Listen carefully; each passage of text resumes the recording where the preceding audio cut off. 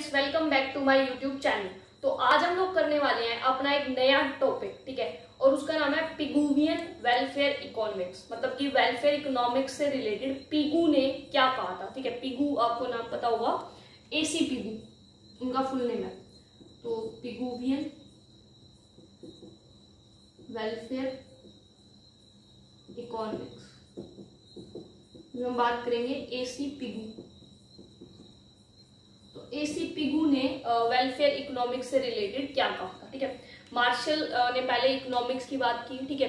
उन्होंने वेलफेयर के बारे में बताया कि कंज्यूमर सरप्लस से रिलेट करता है, लेकिन उसके बाद आए थे पिगू। पिगू ने जो है उसको डिस्कार्ड किया।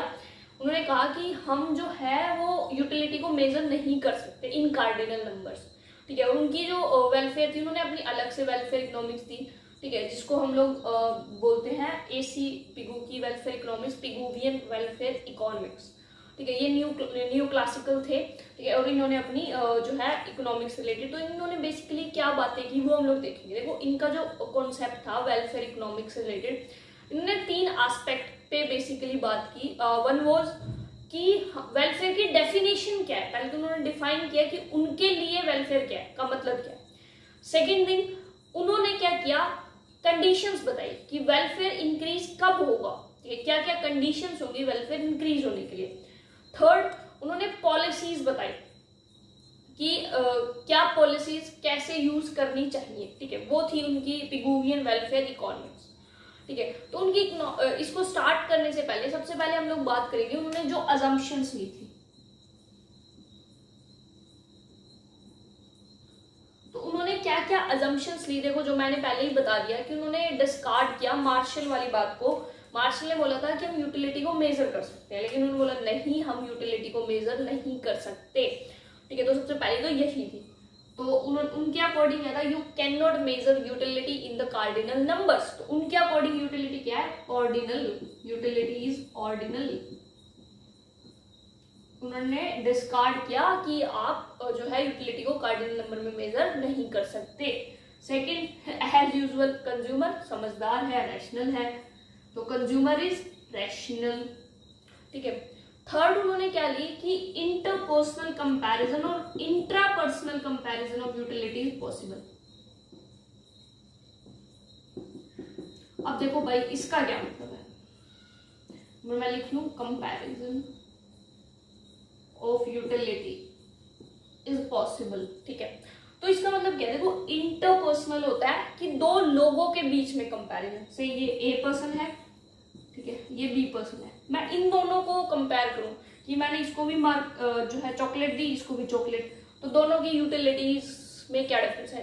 मेजर नहीं करना, रैंक मान लो इसको मेरे को तो बहुत अच्छी लगी, उसने बोला चल भाई ठीक ठीक थी, ठीक है। तो मतलब इसने यूटिलिटी ज्यादा मिली, इसको कम मिली। हम ये नहीं कह रहे इसको 20 मिली, इसको 30 मिली, इसको 10 मिली, इसको 5 मिली, कार्डिनल नहीं बता रहे, हम वैसे बता रहे इसको बहुत ज्यादा मिली लेकिन इसको कम मिली, ठीक है। तो हम इस तरह रैंक कर सकते हैं, ठीक है। तो इंटरपर्सनल मतलब दो लोगों की यूटिलिटी को कंपेयर करना पॉसिबल है, फाइन। और इंट्रापर्सनल मतलब अपनी ही यूटिलिटी को कंपेयर करना पॉसिबल है। अब ये क्या मतलब हुआ कि मान लो ये ए पर्सन है, इसने एक चॉकलेट खाई और एक बर्गर खाया, तो अब ये अपने आप ही यूटिलिटी कंपेयर कर रहा है अपनी विद रिस्पेक्ट टू चॉकलेट और विद रिस्पेक्ट टू बर्गर। मुझे बोलता है भाई बर्गर से मुझे ज्यादा अच्छा लगा चॉकलेट से, तो इसलिए बर्गर की यूटिलिटी ज्यादा है, चॉकलेट की कम है। तो ये हुआ इंट्रापर्सनल। तो इंटरपर्सनल दो लोगों के बीच, इंट्रापर्सनल खुद की यूटिलिटी कंपेयर करना। तो उन्होंने कहा कि ये पॉसिबल है, ठीक है। और मोस्ट इंपॉर्टेंट अजम्पशन जो उन्होंने लिखी कि मैन पोजेस इक्वल सेटिस्फेक्शन, ठीक है, मैन पोजेस इक्वल सेटिस्फेक्शन या इक्वल कैपेसिटी ऑफ सेटिस्फेक्शन। तो इसका क्या मतलब है, इसका मतलब है कि अगर दो लोग हैं ना, तो उनको अगर हम एक सर्कमस्टांस में रख दे तो उनकी यूटिलिटी जो है सेम होगी। मतलब दो लोग हैं, मैंने अगर उनको रोटी दे दी मान लो एक एक, तो उनकी यूटिलिटी उन सिमिलर सर्कमस्टांसेस के अंदर सेम होगी, ठीक है। ऐसा तो ना हो कि एक सुबह से भूखा हो और एक जो है उसने अभी रोटी खाई हो, तो वो सीन नहीं है। उनकी सर्कमस्टांसेस भी सेम होनी चाहिए, मे बी दोनों ने शायद सुबह ही रोटी खाई, तो अगर आप देखें तो उनकी यूटिलिटी सेम होगी। तो ये था man possess equal capacity of satisfaction. Next हमारी आती है कि marginal utility of money, MUM, जो है वो डिक्रीज हो जाएगी एज इनकम इंक्रीज। इसका क्या मतलब है? मार्जिनल यूटिलिटी ऑफ मनी क्या होता है? मार्जिनल यूटिलिटी ऑफ मनी होता है कि आपके लिए 1 रुपए की क्या वैल्यू है। जैसे कि फॉर एग्जाम्पल, और ठीक है, मान लो आपके पास पैसा नहीं है, बहुत गरीब हो, आपके लिए जस्ट अज्यूम करो, ठीक है, और आपको 1 रुपया मिल जाए कहीं पे, 10 रुपए मिल जाए, 1 रुपया मिल जाए, तो आप बहुत खुश हो जाओगे, भाई वाह मजा आ गया। लेकिन आप बहुत अमीर हो, ठीक है, बड़ी बड़ी गाड़ियों में घूमते हो, बड़े बड़े घर में रहते हो, और आपको 10 रुपए कहीं पड़े मिल जाए, तो आपको खुशी होगी? नहीं होगी। तो यही होती है मार्जिनल यूटिलिटी ऑफ मनी, कि 1 रुपए की आपके लिए क्या वैल्यू है। अगर आपके पास आपकी इनकम बहुत कम है और बहुत गरीब है, तो आपके लिए 1 रुपए की वैल्यू बहुत ज्यादा होगी, यानी कि मार्जिनल यूटिलिटी ऑफ मनी ज्यादा होगी। लेकिन अगर आप बहुत अच्छे, भाई आपकी इनकम बहुत ज्यादा है, तो आपके लिए मार्जिनल यूटिलिटी ऑफ मनी कम होगी। सिंपल है तो, ठीक है, ये इन्होंने एक्सप्लेन किया। उसके बाद उनके जो 3 कंसेप्ट थे, हम लोग उस पर बात करेंगे।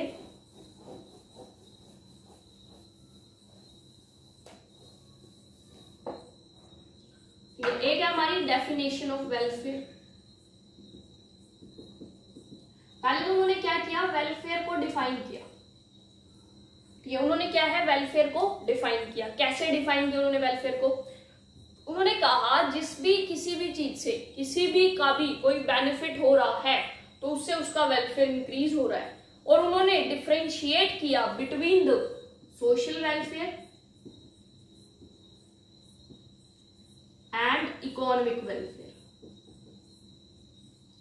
ठीक है, सोशल वेलफेयर को हम जनरल वेलफेयर भी बोलते हैं।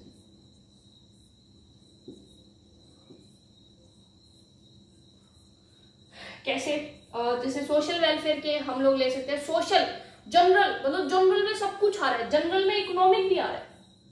जनरल एक बड़ी टर्म है जिसके अंदर इकोनॉमिक भी है, ठीक है, इस तरह से आप ले सकते हो। ये है जनरल और इसके अंदर ये कहीं पे है इकोनॉमिक, ठीक है। तो जनरल के अंदर इकोनॉमिक वेलफेयर भी आता है, ठीक है। जैसे कि जनरल वेलफेयर क्या हो गया? भाई मान लो आपकी मम्मा आपको प्यार से खाना खिलाती है, तो ये क्या है? General welfare. आपका वेलफेयर हो रहा है ना, भला हो रहा है आपका, कि आपकी मम्मी आपको प्यार से खाना खिला रही है। लेकिन वही अगर आप इसको पैसे में से तो मेजर नहीं कर सकते ना, आप इसको पैसे से थोड़ी मेजर कर सकते हो। भाई मैं कितने रुपए दूंगा, मेरी मम्मी कितने रुपए का फ्री खाना खिला रही है, कितना प्यार मुझे मिल रहा है, कितने रुपए का प्यार है, तो वो चीज आप मेजर नहीं कर सकते। तो वो है जनरल वेलफेयर, ठीक है। या मान लो आप जैसे जिस भी रिलीजन के हो, आपको उस रिलीजन से रिलेटेड कोई फेस्टिवल सेलिब्रेट कर रहे हो, तो आपको कुछ खुशी मिल रही है, तो वो आपका क्या हुआ? वो आपका एक तरह से रिलीजियस वेलफेयर, वो भी किसके अंदर आएगा? जनरल वेलफेयर के अंदर। एक आपको मैं जो है आपकी मम्मी ने 100 रुपए पॉकेट मनी दे दी, वो भी जनरल है, लेकिन वो इकोनॉमिक वेलफेयर भी है कि आपको उसको पैसे की टर्म में मेजर कर सकते हो कि हाँ भाई 100 रुपए मिले हैं मुझे, ठीक है ना। तो वो क्या है? आपका इकोनॉमिक वेलफेयर। तो इकोनॉमिक वेलफेयर क्या है? जो आप you can measure it with a measuring road of money, आप इसको पैसे की टर्म में लेके जा सकते हो, वो इकोनॉमिक वेलफेयर है। जनरल वेलफेयर है जिसको जो कोई भी टाइप का वेलफेयर है, ठीक है, इसके अंदर इकोनॉमिक भी आएगा, मतलब कि it contains all the type of welfare, whether economic और नॉन इकोनॉमिक, ठीक है। वो इकोनॉमिक भी हो सकता है और वो नॉन इकोनॉमिक भी हो सकता है, ठीक है। तो जितने भी इकोनॉमिक वेलफेयर है वो जनरल के अंदर तो आएंगे ही आएंगे, लेकिन जो जनरल में है वो इकोनॉमिक में आए ना है वो जरूरी नहीं है, क्योंकि जनरल के अंदर तो सोशल वेलफेयर भी आ सकता है, रिलीजियस वेलफेयर भी आ सकता है, कोई पॉलिटिकल वेलफेयर भी आ सकता है। मान लो कोई पॉलिटिक्स से रिलेटेड आपको कोई फायदा हो, ठीक है, तो कुछ भी आ सकता है भाई जनरल के अंदर, तो ठीक है। तो जनरल एक ब्रॉड टर्म है और इकोनॉमिक उसके अंदर एक छोटी टर्म है, तो उन्होंने इसको डिफाइन किया, ठीक है। तो ये तो थी उनकी डेफिनेशन ऑफ वेलफेयर। और उनके अकॉर्डिंग वेलफेयर कब इंक्रीज हो रहा है? वेलफेयर, इकोनॉमिक वेलफेयर जो है वो डिपेंड करता है किस चीज के ऊपर? आपको कितनी ज्यादा सेटिस्फेक्शन मिल रही है through the consumption of goods and services, वो आपका होगा इकोनॉमिक वेलफेयर, ठीक है। उसके बाद आती हैं कंडीशंस।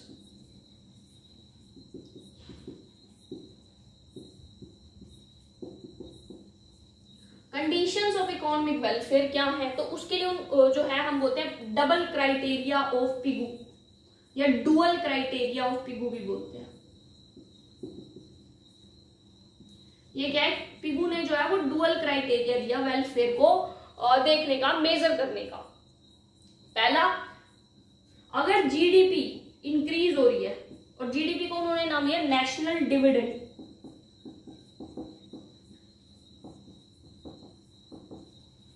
अगर अगर नेशनल डिविडेंड इंक्रीज हो रहा है तब हम कहेंगे कि वेलफेयर इंक्रीज हो रहा है। या दूसरी कंडीशन से कि नेशनल इनकम इंक्रीज नहीं हुई, जीडीपी इंक्रीज नहीं हुई, बट मान लो ये ए पर्सन है, ठीक है, ये बी है, पहले भी जीडीपी मान लो 1000 थी, अभी भी 1000, उस 1000 में से पहले 950 इसके पास थे और 50 इसके पास थे, फाइन, ठीक है। अब जीडीपी है तो वही 1000, लेकिन जो शेयर है वो शिफ्ट हो गया, मतलब इसके मान लो 800 रह गए और इसके 200, मतलब इसके बाद 200 रुपए आ गए, उसके बाद 800 रुपए रह गए। तो क्या हुआ कि ट्रांसफर हुआ मनी का from the rich class to the poor class. अगर ऐसा होता है, अगर ट्रांसफर होती है money from the rich to poor, तो भी हम लोग उसको क्या बोलेंगे, इंक्रीज इन वेलफेयर। तो हम इसको बेसिकली कहते हैं कि अगर there is increase of poor class in the share of income, तो वो हमारा क्या हो जाएगा, वेलफेयर हो जाएगा। किसके अकॉर्डिंग, पिगू के अकॉर्डिंग, ठीक है। तो ये दो कंडीशन थी उनकी वेलफेयर से रिलेटेड। अब आती है पॉलिसी रिकमेंडेशंस, मतलब कि उन्होंने क्या क्या पॉलिसीज रिकमेंड की।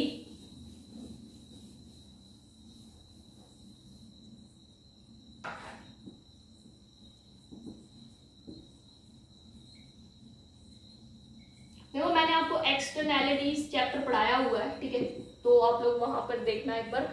एक्सटर्नैलिटीज में social cost, social marginal cost और प्राइवेट मार्जिनल कॉस्ट में मैंने काफी डिटेल में डिफरेंस बताया हुआ है, ठीक है।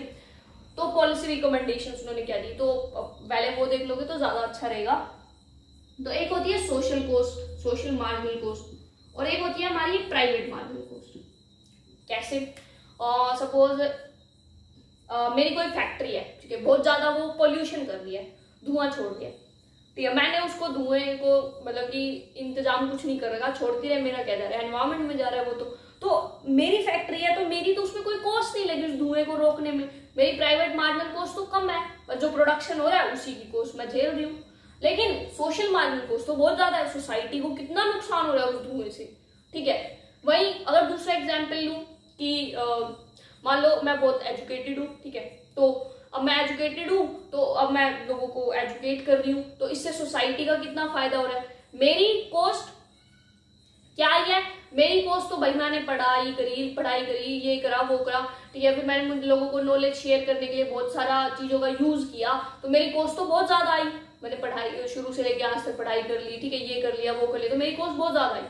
लेकिन सोसाइटी को तो कोई कॉस्ट ही नहीं बियर करनी पड़ी, ठीक है, उनको तो नॉलेज मिली, सोसाइटी में तो एक अच्छी सिविक सोसाइटी बनी, जैसे कि आप सब लोग पढ़ लिख जाओगे, तो आप सबने पढ़ने लिखने में बहुत खर्चा किया, लेकिन सोसाइटी एक कितनी अच्छी सोसाइटी बनेगी अगर सब पढ़े लिखे होंगे तो, ठीक है, तो एक सिविक सोसाइटी होगी, तो सोसाइटी की तो कोई कॉस्ट नहीं आई, लेकिन प्राइवेट कॉस्ट तो आई ना। तो उस टाइम में क्या होगा, प्राइवेट कॉस्ट ज्यादा होगी, सोशल कॉस्ट कम होगी। लेकिन हम अगर सोसाइटी को कोई नुकसान पहुंचा रहे हैं तो क्या होगा, तो फिर उस टाइम में क्या होगा, प्राइवेट कॉस्ट तो बहुत कम होगी लेकिन सोशल कॉस्ट बहुत ज्यादा होगी, ठीक है। तो ये होती है private marginal cost, social marginal cost. तो पिगू ने कहा कि अगर प्राइवेट मार्जिनल कॉस्ट ज्यादा है सोशल मार्जिनल कॉस्ट से, या सोशल मार्जिनल कॉस्ट ज्यादा है प्राइवेट मार्जिनल कॉस्ट, तो दोनों ही सिचुएशन सही नहीं है, दोनों क्या होनी चाहिए, इक्वल होनी चाहिए, ऐसा बोला पिगू ने। प्राइवेट मार्जिनल कॉस्ट ज्यादा है सोशल मार्जिनल कॉस्ट से, तो आप दे दो सब्सिडी,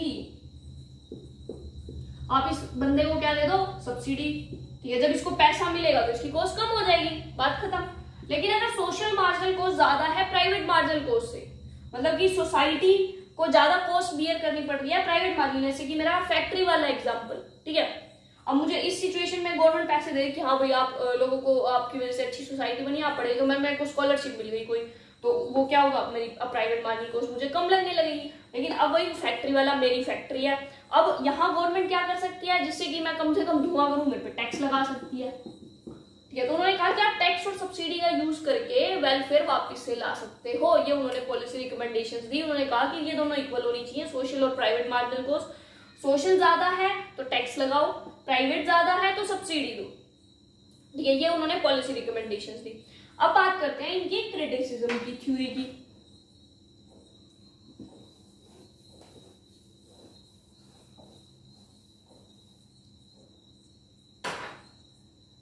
ठीक है, पॉलिसी रिकमेंडेशन, सॉरी, इवैल्यूएशन।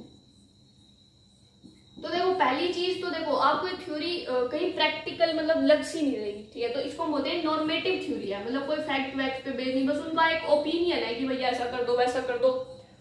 तो ये क्या है कि नॉर्मेटिव है, ठीक है, कोई पॉजिटिव उस चीज पे फैक्ट्स वगैरह पे बेस्ड नहीं दिख रही है हम लोगों को, तो ऐसा क्रिटिसाइज किया गया इस थ्योरी को, ठीक है। दूसरा उन्होंने कहा कि इक्वल कैपेसिटी ऑफ सेटिस्फेक्शन वाली अजम्पशन भी गलत है। इस बात पे क्रिटिसाइज कि भाई आप लोगों को, दो लोगों को चाहे सेम सिचुएशन में भी रख दो, लेकिन वो अगर उनको प्रोडक्ट मिल रहा है तो उनकी यूटिलिटी सेम नहीं हो सकती, तो इस बात पे क्रिटिसाइज किया गया। थर्ड चीज बोली कि प्राइवेट मार्जिनल कॉस्ट और सोशल मार्जिनल कॉस्ट सिर्फ और सिर्फ गवर्नमेंट इक्वल नहीं ला सकती, मार्केट का भी बहुत बड़ा रोल प्ले होता है, मार्केट में भी बहुत कुछ होता है और गवर्नमेंट हर चीज कंट्रोल नहीं कर सकती, तो इस चीज पे उसको जो है क्रिटिसाइज किया गया, ठीक है। कुछ इकोनॉमिस्ट को उनका इकोनॉमिक और नॉन इकोनॉमिक वेलफेयर को अलग करने वाला जो है वो भी फंडा समझ नहीं आया, मतलब उन्होंने उस चीज पे भी क्रिटिसाइज किया कि भाई ये क्या है, ये तो कोई वेग सी बात बोलती है, ऐसा बोला उनको, ठीक है, और क्रिटिसाइज किया गया, ठीक है। फिफ्थ जो एक इंपॉर्टेंट क्रिटिसिज्म है कि उन्होंने कहा कि जीडीपी इंक्रीज होगी तो वेलफेयर होगा, ठीक है, लेकिन जीडीपी इस तरह भी इंक्रीज हो सकती है सिर्फ महंगाई ही बढ़ती जाए, क्योंकि जीडीपी क्या होता है, प्रोडक्शन इनटू में प्राइसेस, महंगाई बढ़ती जाए सिर्फ, और महंगाई बढ़े तो रिच क्लास को फायदा, अमीरों को नुकसान, सॉरी जो पुअर क्लास है उनको नुकसान हो जाएगा, ठीक है। तो इससे उस पे क्रिटिसाइज किया गया कि आप कैसे कह सकते हो वेलफेयर बढ़ेगा जीडीपी बढ़ने से, हो सकता है सिर्फ प्राइस बढ़ जाए, प्राइस की वजह से जीडीपी बढ़ जाए, लेकिन रियलिटी में तो जो गरीब लोग हैं तो और गरीब हो गए, उनको तो खाने को भी नहीं मिल रहा, तो वेलफेयर तो बढ़ा ही नहीं, तो इस चीज पे भी उनको क्रिटिसाइज किया गया, ठीक है, क्योंकि क्या कहा गया कि जीडीपी में increase because of increase in the prices, ठीक है। सो ये थे उनके criticism. So thank you so much for watching my video, please like share and subscribe the channel, बाकी मिलते हैं नेक्स्ट वीडियो के अंदर, till then bye bye, take care.